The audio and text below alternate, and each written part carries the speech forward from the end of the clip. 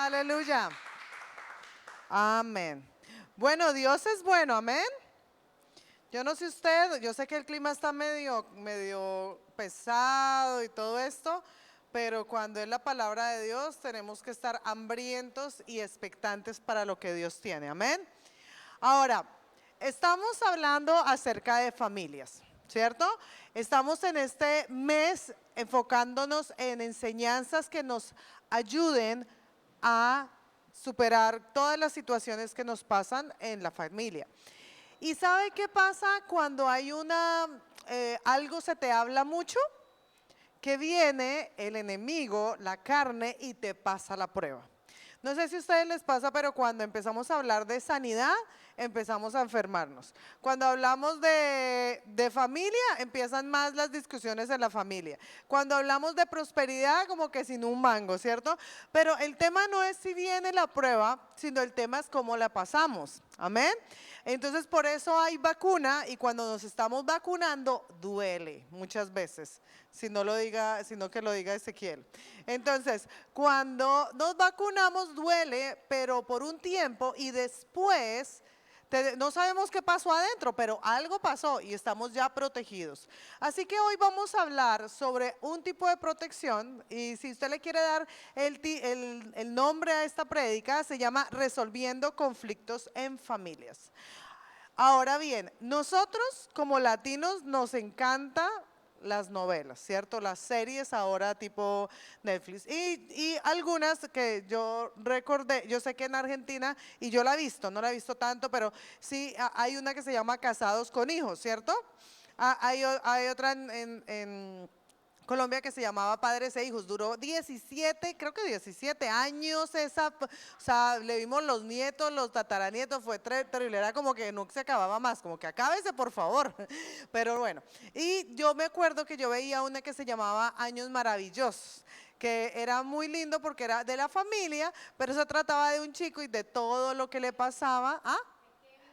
De Kevin y Wendy, yo me acuerdo, y de todo lo que les pasaba alrededor de su adolescencia, su niñez, ¿no? Su niñez, adolescencia, pero era muy lindo. ¿Y qué es lo bueno de este tipo de series cuando vemos familias? Que nos identificamos, ¿no? Siempre está la tía loca, el sobrino borracho, no sé, el otro mentiroso, y empezamos a decir, ay, este es igual al otro, a este es igual a mí, y nos reímos de todas las situaciones porque a todas las familias nos ocurren lo mismo.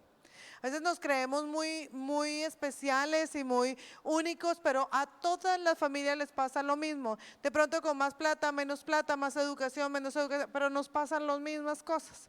Entonces, no hay familia perfecta, hay familia que queremos mejorar, sí, unas más que otras, pero todas familias pasamos por conflictos. Ahora, en la Biblia muestran que hay muchos conflictos en familias. Lo vemos desde Adán y Eva, hubo un conflicto entre hombre y mujer. Caín y Abel, conflictos entre hermanos. Jacob y Esaú, hermanos, José y sus hermanos, padres e hijos, Samuel y Elí, que eran padres, trataron de ahí con hijos descarriados, también Jonatán y Saúl, hay problemas entre Jonatán como hijo y Saúl como padre, entonces hay problemas de todo tipo, o sea, primos, de todo. Pero la Biblia encontramos un común denominador que siempre que hay conflictos es porque se iniciaron por algún tipo de pecado o por algún tipo de acción que no estaba de acuerdo a la palabra de Dios, como mentira, envidia, lujuria, fornicación, todo lo que vemos en las novelas, ¿cierto? Pero dice no velas, no las vea, pero hablan de todo este tipo de cosas. Ahora, Dios nos dio la palabra de Dios como un manual de vida. Ahí en la palabra de Dios nos habla de todo esto que ocurre y nos habla de historias reales de familias. Cómo pasaron estos conflictos, algunos conflictos generacionales que hoy vamos a ver y otros conflictos que se rompieron gracias a Dios en una generación o tuvieron que pasar varias para que se rompieran, ¿no? Ahora bien, la Biblia dice que en los últimos tiempos habrá enemistad entre padres e hijos, y eso lo podemos ver. Hay familias, más familias con problemas entre padres, la adolescencia, ahora todo es como más cortito, ¿no? Antes, yo no sé usted, pero yo me acuerdo que eras mayor de edad, 18 años y ya está, o eras adolescente, ¿no? Eras niño, adolescente y maduro, ya grande, pero ahora no, están en la prepubertad, están en la pubertad, en la preadolescencia, en la adolescencia, en la madurez temprana, o sea, le ponemos tantas subdivisiones. ¿Por qué? Porque están pasando tantas situaciones y como que empezamos a tratar de ponerlos en algún lugar, identificarlos, ¿cierto? Pero habrá enemistad entre padre e hijo, dice la Biblia, pero también dice que la palabra de Dios, que el mismo Espíritu Santo acercará los corazones de los padres hacia los hijos y de los hijos hacia los padres. Y eso es una muy buena promesa, es una promesa que nosotros tomamos, porque si bien está también este mensaje de que habrá peleas, también hay una promesa de que Dios nos va a unir y que Dios va a acercar nuestros corazones a nuestros hijos y nuestros hijos acercarán los corazones hacia nosotros. Amén. Y yo me tomo por la promesa. Amén. Ahora, hoy vamos a ver sobre la historia de José y su familia. Vamos a verla y vamos a ver porque es muy rica. No solamente habla de conflictos entre hermanos, como normalmente vemos, sino conflictos entre padre y hermano. Y también conflictos generacionales, porque esto no vino solamente de los hermanos, sino vino generacionalmente. Y la palabra de Dios dice en Génesis 37, del 3 al 10, en esa sí la vamos a leer. Aquí le voy a poner el contexto. Aquí José tenía 17 años. José era el menor de los hermanos y José tenía 10 hermanos. José tenía solo un hermano de sangre que se llamaba Benjamín. Los demás hermanos no eran de sangre completamente. Ahora dice la palabra en el versículo 3, Jacob amaba a José más que a sus otros hijos porque le había nacido en su vejez. Por eso un día Jacob mandó hacer un regalo especial para José, una hermosa túnica, pero sus hermanos lo odiaban. Porque su padre lo amaba más que a ellos. No dirigía ni una sola palabra amable hacia José. Una noche José tuvo un sueño y cuando se lo contó a sus hermanos lo odiaron más que nunca. Escuchen este sueño, les dijo. Resulta que estábamos en el campo atando gavillas de grano. De repente mi gavilla se levantó y las gavillas de ustedes se juntaron alrededor de la mía y se inclinaron ante ella. Sus hermanos respondieron, ¿así que crees que serás nuestro rey? ¿No es verdad? ¿De veras piensas que reinarás sobre nosotros? Así que lo odiaron aún más debido a sus sueños y a la forma en que los contaba. Al poco tiempo José tuvo otro sueño y de nuevo se lo contó a sus hermanos. Escuchen. Tuve otro sueño, les dijo. El sol y la luna y 11 estrellas se inclinaban ante mí. Esta vez le contó el sueño a su padre, además de sus hermanos, pero el padre le reprendió. ¿Qué clase de sueño es este?, le preguntó. ¿Acaso tu madre, tus hermanos y yo llegaremos a postrarnos delante de ti? Entonces acá vemos a un joven de 17 años hablando su sueño.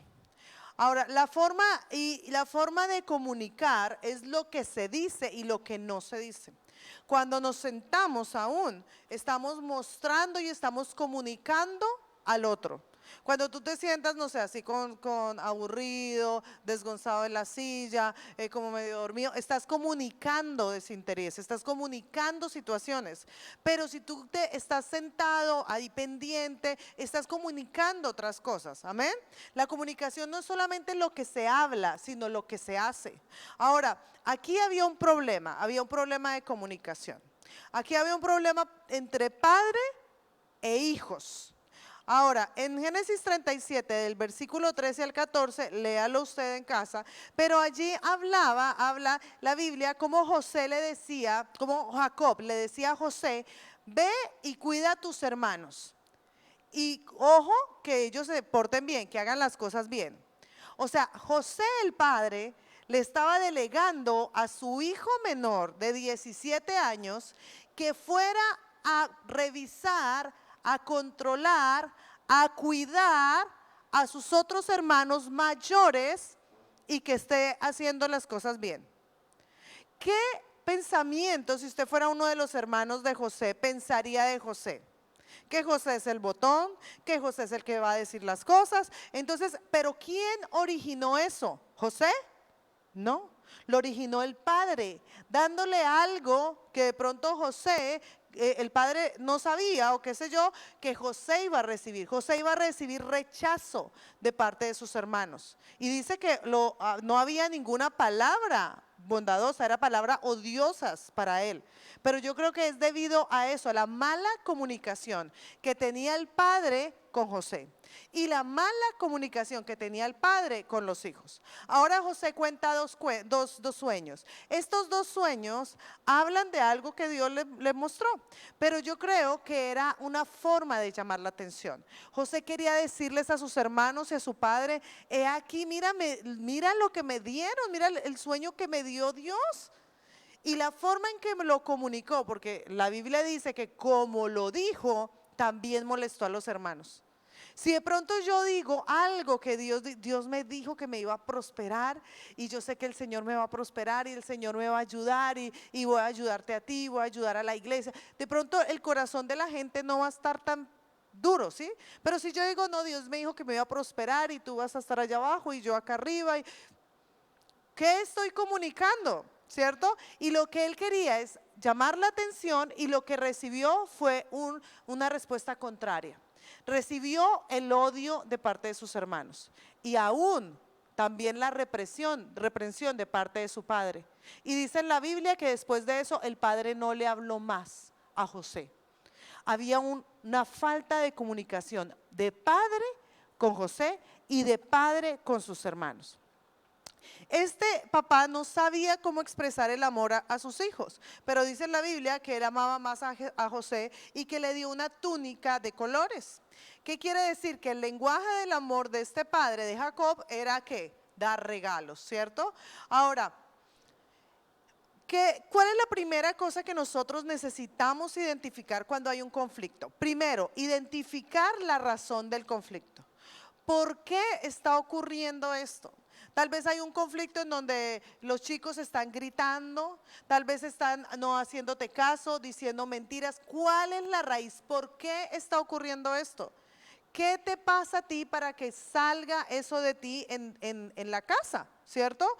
Ahora, en esta generación queremos todo rápido y rico, ¿cierto? Todo lo que es rápido y rico, queremos el Dios microondas, el Dios bombero, todo rápido, ¿sí? Queremos eliminar la fiebre sin ver lo que acompaña, y no hacemos un buen diagnóstico. Viene la persona con fiebre, ibuprofeno, sale, sí, y no más, pero no ahondamos a ver qué es lo que pasa. No sé si les pasa, hay mucha gente que es descubierta con cánceres terminales, donde antes ya había ido al médico, pero los descartan por gripa, por cualquier otra situación.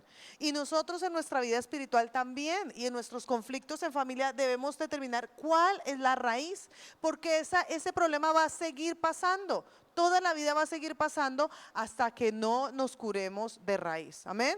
¿Cuál es la razón del conflicto de la casa de Jacob? ¿Cuál era? Y si miramos a Jacob, Jacob era un hombre que nació con su hermano Esaú.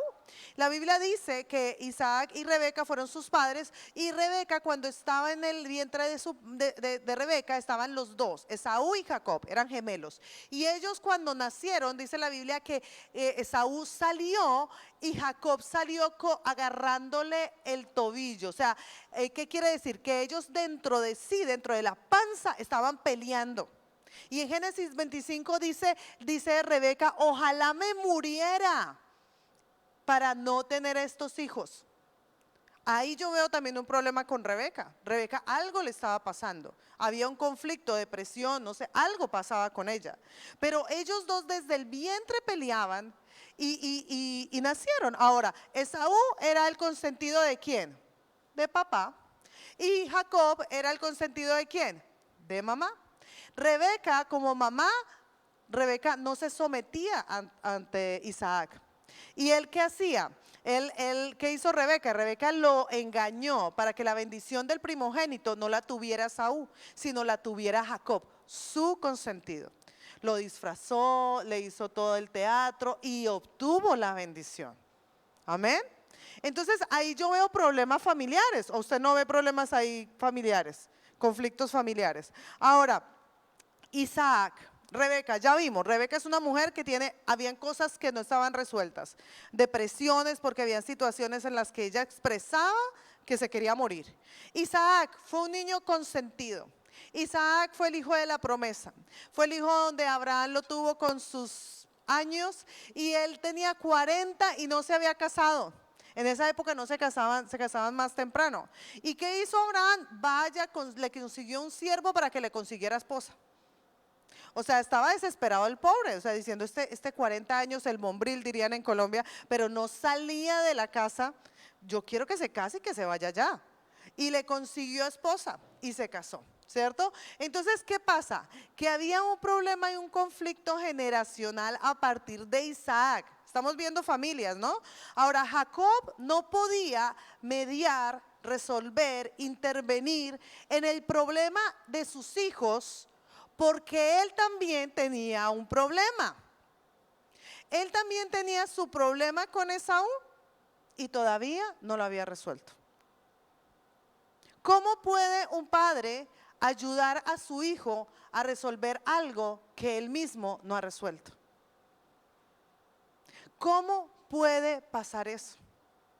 Ahora, muchas veces, y gracias a Dios, tenemos una palabra de libertad en donde podemos decir, yo puedo romper patrones. Nuestro pastor habla de neuroplasticidad muchas veces. Yo puedo romper estas maldiciones generacionales, ¿cierto? Y hacer nuevas conexiones, hacer nuevos hábitos. Cortar con lo que me heredaron. Muchas veces decimos, yo odio cómo es mi mamá, odio cómo es mi papá, pero yo soy igual. Porque yo simplemente reproduzco lo que sé. Y nosotros como seres humanos no reproducimos, no damos herencia de lo que sabemos. Damos herencia a nuestros hijos o a los que están alrededor de lo que somos. ¿Cierto? Una cosa es lo que sé y otra cosa es lo que soy. Porque puedes saber mucho, pero en la casa ¿cómo eres? Eso puede ser diferente. Podemos hablar muy lindo acá y gloria a Dios, pero bájate de acá, cierra la puerta de tu cuarto, quiero saber quién eres. Amén. Entonces, eso con los hijos es lo mismo, reproducimos lo que somos. Nos multiplicamos en los que somos, no en lo que sabemos. Entonces, siempre que hay cosas no resueltas, hay que resolverlas. Y que estemos en una iglesia y con esta palabra, esta iglesia es una iglesia maravillosa. Tenemos un pastor que el Señor le dio una palabra tremenda, Pastor Edison, Pastor John Romick, y tenemos libertad de expresión, tenemos una libertad en la palabra, pero eso no nos da ahí el pase libre para hacer lo que se nos venga y para decir no pasa nada. No, todavía hay conflictos tuyos y míos que los reproducimos en nuestras familias. Ahora, yo quiero que tú te preguntes y pregúntate cómo reaccionas ante las situaciones difíciles, que es ahí donde salen los conflictos. ¿Cómo reaccionas ante las situaciones donde no encuentras solución? Tú dirás, yo grito. Tú dirás, yo peleo, tú dirás, yo corro, ¿cierto? Muchas veces esas reacciones vienen de lo que aprendimos cuando éramos niños. Vimos a nuestra mamá o nuestro papá gritar y acá por eso gritamos. Vimos a nuestra mamá o nuestro papá quedarse quietos, no hacer nada, acá tampoco hacemos nada. Pero cuando viene un clic, cuando cortamos con esa maldición o con ese patrón, como tú le quieras llamar, o ese legado, empezamos a formar y a escribir nuestra propia historia. Empezamos nosotros a hacernos nuestra propia historia y amamos a nuestros padres y si tuvieron errores que ahora tenemos nosotros, no somos para juzgarlos, ellos hicieron lo mejor que pudieron con lo que tenían, pero es el momento de escribir nuestra historia para nuestros hijos. ¿Eso queremos para nuestros hijos? ¿Eso queremos para la sociedad o las personas que estamos influyendo? Necesitamos revisarnos. Ahora, hay que primero sanar los padres. Primero deben sanar los padres. Y volviendo a la historia de José, José estaba allí. Tenía sus 17 años, sus hermanos lo odiaban, su padre no tenía buena comunicación con nadie. Entonces viene y lo tienen en el desierto, lo ponen en una cisterna, lo iban a matar. Gracias a uno de sus hermanos no lo mataron. Dijeron, no, dejémoslo vivo, dejémoslo vivo. Pero le quitaron la túnica. Se la quitaron y dice la Biblia que se la rasgaron, ¿cierto? Con un dolor. ¿Por qué? Porque esa túnica representaba el amor que tenía el padre por ese hijo. Representaba el amor que tenía ese padre por el hijo menor que no tenían los otros hermanos. Ese cuidado, esa atención, esa preferencia. ¿Y qué hicieron los hermanos? Rompieron la túnica. Porque esto era lo que mostraba el amor de su padre. Y yo les contaba en el otro servicio que cuando estaba en la secundaria, yo tengo mi hermana gemela, yo la amo, y ella estaba con su novio y fue el primer novio como que amó. Y el primero que amó, entonces se la pasaban todo el tiempo para arriba, para abajo. Yo era el trío, ¿cierto? Y me la pasaba ahí detrás de ellos. Y yo era con los amigos de él y ta. Y entonces yo ya me cansaba. Y entonces ellas, no, nos vamos a casar. Entonces hicieron como que nos vamos a casar y se compraron unos anillos de pavada. O sea, no sé, obviamente no se casaron, pero se compraron unos anillos y qué tan lindos. Y ella con su anillo y lo guardaba y todo el tiempo se lo... Y yo odiaba ese anillo porque representaba la túnica. Y lo detestaba, y un día ella lo dejó por ahí pagando y yo lo agarré y lo tiré a la conchinchina, y al otro día lloró por ese anillo como una semana y yo, ni idea, ni idea qué habrá pasado. Y estaba realmente acongojada, estaba muy triste. Y después de años, pero años, yo porque ya me volví a decir, tú te lo... No, eso fue de Dios, vio que iba a cortar con él. y lo tiré, pero era porque representaba esa túnica.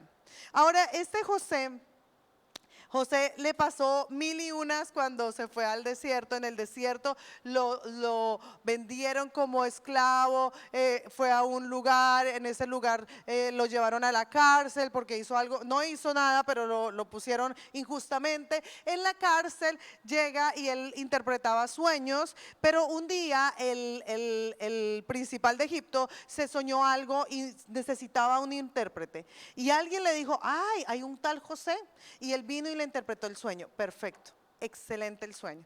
El primero lo mandó a llamar y lo puso como segundo. O sea, ya José no era ese chico de 17 años, un pastor de ovejas, un pastor o ayudando con sus hermanos, sino era un hombre de poder, rico. Tenía 2 hijos, estaba casado, estaba totalmente envuelto en mucho poder. ¿Y qué pasó? Que en esa época ya estaban en su época de las vacas flacas. Entonces él ¿qué dijo? En Egipto había mucho grano, estaban muy bien, pero donde estaban su padre, que era la tierra de Canaán, estaban sufriendo de hambre y estaban muriendo de hambre. Entonces en Génesis 42, del versículo 1 al 16, se los voy a poner de tarea, pero los hermanos fueron a Egipto. ¿Por qué? Porque el papá les dijo, vayan y pidan comida o nos moriremos. Y en el versículo 7 se presentan los hermanos ante José y dice en el versículo 7, José reconoció a sus hermanos enseguida, pero fingió no conocerlos y les habló con dureza. José pensó que había perdonado. José pensó que no iba a pasar nada cuando se encontrara con sus hermanos, que la plata y el tiempo lo cura todo, pero se dio cuenta que no. Ahora se encontró con ellos, pero ellos, dice el versículo 8, no le reconocieron. ¿Cómo no le van a reconocer? Pues ese hombre estaba con peluca, delineador, totalmente pintado, no lo van a reconocer. Pero él sí sabía que eran sus hermanos y los trató con dureza. Y en los versículos habla de cómo él les dijo, ustedes son espías, empezó a acusarlos, ustedes son espías, ustedes quieren saber cómo estoy yo, cómo está Egipto, ustedes no son lo que dicen que son. Y ellos, no, mi señor, y les decía, mi señor, somos sus siervos, no, por favor, no. Lo metieron a la cárcel a los hermanos. Él enfrentó a sus hermanos y salió ira, venganza y enojo. Pasaron muchos años y estaba bien, no estaba mal económicamente. pero todavía había conflictos en su corazón que no habían sido sanados. Y yo quiero que preguntarte y que tú te preguntes, ¿qué conflictos en tu corazón aún no han sido sanados? ¿Qué conflictos de pronto que vinieron desde tu niñez o desde atrás en tu interior no has sido sanado y lo reflejas en ira, en venganza, en gritos a tu esposa, a tu esposo, a tus hijos o a las personas que están alrededor tuyo? A veces cuando somos muy pasivos pero estamos enojados por dentro, también eso es una forma de violencia. Amén. Ahora, este conflicto se produjo por esa siembra, por la siembra que hicieron sus hermanos de venderlo como un esclavo, de ponerlo, de casi matarlo. Ahora, cuando José revela su identidad, esto es clave, en Génesis 45 del versículo 1 y 2, dice, José ya no pudo contenerse. Mire, se estaba conteniendo. José ya no pudo contenerse, había mucha gente en la sala y les dijo a sus asistentes, salgan todos de aquí.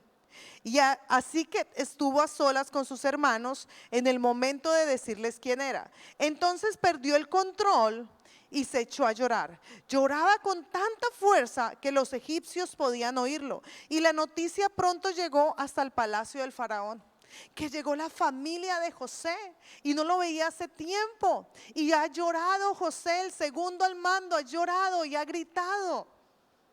O sea, todo eso que estaba conteniéndose en el momento en que vio a sus hermanos salió a relucir. Salió a relucir y salió de una forma de llorar, de expresarse de esa forma. En Génesis 45, y seguimos, en el versículo 3 dice, soy José, dijo a sus hermanos, ¿vive mi padre todavía? Pero sus hermanos se quedaron mudos. Imagínense yo no me imagino esa novela, buenísima. Estaban atónitos al darse cuenta de que tenían a José enfrente de ellos. Por favor, acérquense. Acá José le está diciendo a los que lo dañaron, acércate. Acércate, al herido, acércate, les dijo. Entonces ellos se acercaron y él volvió a decirles, soy José, su hermano, a quien ustedes vendieron como esclavo en Egipto. Pero no se inquieten ni se enojen con ustedes mismos. Mire, le está dando perdón, le está dando libertad a ellos, no solamente a él. Por haberme vendido, fue Dios quien me envió a ese lugar antes que ustedes, a fin de preservarles la vida. Aquí José fue un momento de ira terrible, pero yo lo veo otra vez centrándose, otra vez volviendo a su lugar y diciendo, ya Dios me sanó en este tiempo, ya no soy el chico de 17 años, Dios me ha sanado. Sin embargo, fue chocante verlo, ¿cierto? Pero ahora yo les digo, yo me acerco y le digo, vení. Yo quiero decirles tranquilos, no te perdono, no te preocupes, no te culpes. Porque lo que pasó no fue por ustedes, fue por algo mayor, porque Dios tenía un propósito. Y el propósito no era ni siquiera, era conmigo, pero era con ustedes para salvarlos de esta hambruna, para salvar sus vidas y sus generaciones. Y si usted sigue leyendo ahí, habla como José les dice, porque ahora mismo ustedes van a tomar una tierra y yo los protegeré. Múdense cerca de mí, múdense y yo voy a protegerlos, yo voy a cuidarlos. José, de haber sido aquel chico de 17 años que tiraron en una zanja, que lo vendieron ante personas muy malas, ahora estaba protegiendo sus vidas y estaba protegiendo sus generaciones. Yo veo a un José que rompió el patrón. Amén. ¿Usted no ve a ese José? Yo lo veo, ¿no? Ahora, José enfrenta el miedo de sus lágrimas, de su llegada, de su resentimiento, de dolor, de sanidad, y abraza a cada uno de ellos. Dice en el versículo 14, llorando de alegría, mire que ya está llorando de alegría. José abrazó a Benjamín. Benjamín era el hermano menor, que era de sangre de él. Bueno, el mayor de él. Y Benjamín hizo lo mismo. Luego José besó a cada uno de sus hermanos y lloró sobre ellos. Y después comenzaron a hablar libremente con él. O sea, él agarró, lloró y les dijo todo esto, múdense, los voy a cuidar, yo los voy a proteger. Y a cada uno llorando los besaba y le decía, te perdono Rubén, te perdono Benjamín, te perdono, te perdono, te perdono, te perdono. Y iba rompiendo ese patrón, rompiendo esa maldición, rompiendo eso que había traído con él. Qué bendición.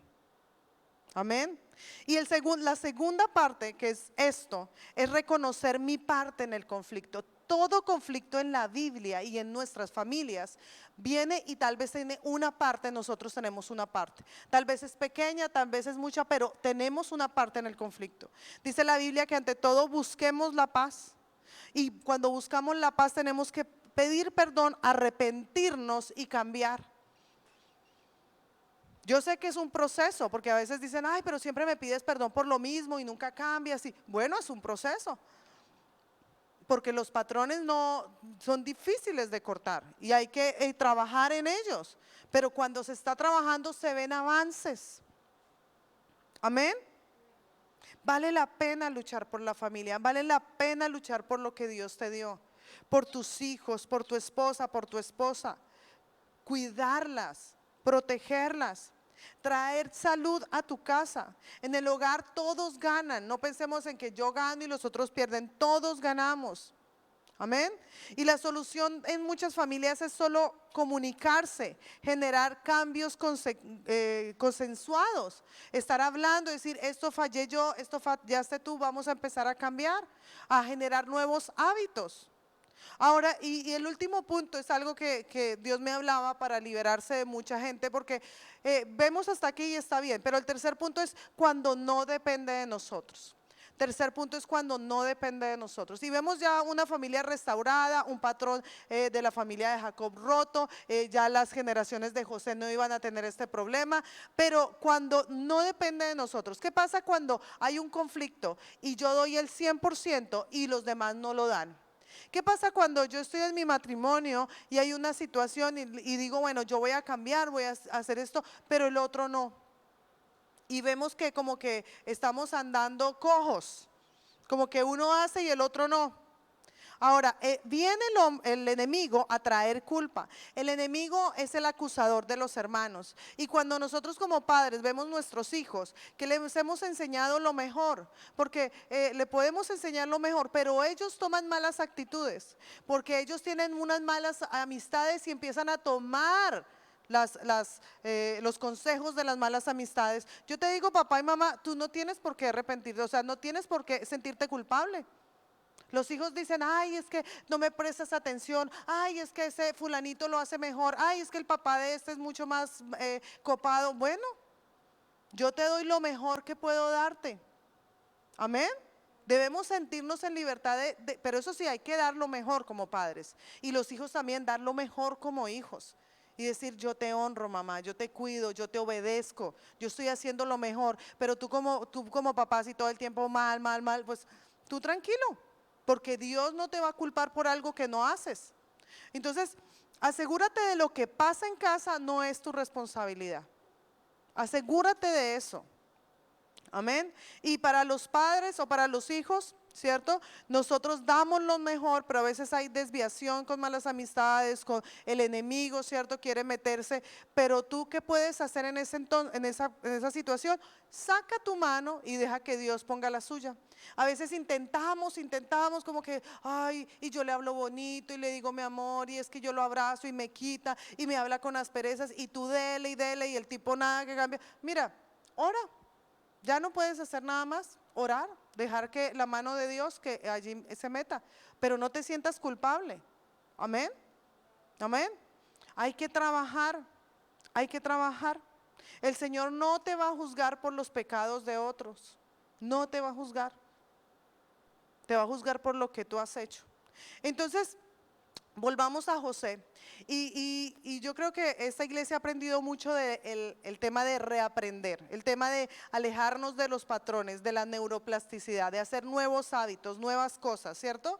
Ahora, yo creo que hoy podemos ser libres, hoy podemos ser libres de todas esas cosas que hemos venido trayendo del pasado o de nuestros padres o de nuestra cultura, de la generación que estamos viviendo, empezar a ser libre y empezar a crear nuestra propia historia, empezar a escribir con la palabra de libertad todo lo que Dios nos ha dado. Amén. Y cuidar nuestra familia y pelear por nuestra familia, porque eso es algo que ni el dinero ni nadie te lo va a poder dar. Solamente tú lo formas, Dios te lo dio para que tú lo cuides y para que lo formes. Amén. Amén.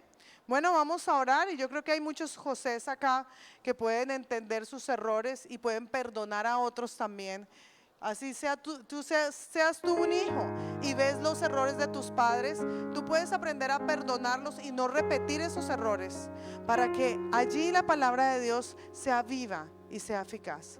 Padre, yo te doy gracias por esta palabra. Yo te pido que bendigas a cada persona que ha recibido de la palabra. Bendiga sus hogares, sus familias, Señor. Yo te pido mayor bendición, mayor comunicación, Padre. Que haya más comunicación, que esa comunidad, que su familia sea protegida.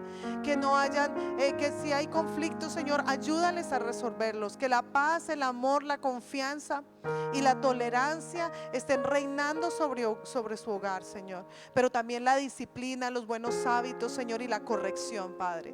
Gracias, Señor, porque tú eres un Dios bueno y porque nos das la mejor de las familias. Gracias por mi lugar, por esta iglesia bendecida, Señor. Yo te pido que seas tú llenándola aún más de personas ávidas con hambre y sed de justicia para que esta palabra pueda correr hasta lo último de la tierra. Gracias, Señor. Gracias, Señor, por Pastor Edison, por Pastor Andrés, por Pastor Juan. Yo oro por sus familias y yo declaro sobre ellos allí bendición, y por cada servidor y cada persona que está en esta iglesia, y que las prosperes tal como prospera su alma, en el poderoso nombre de Jesús. Amén y amén. Dios les bendiga.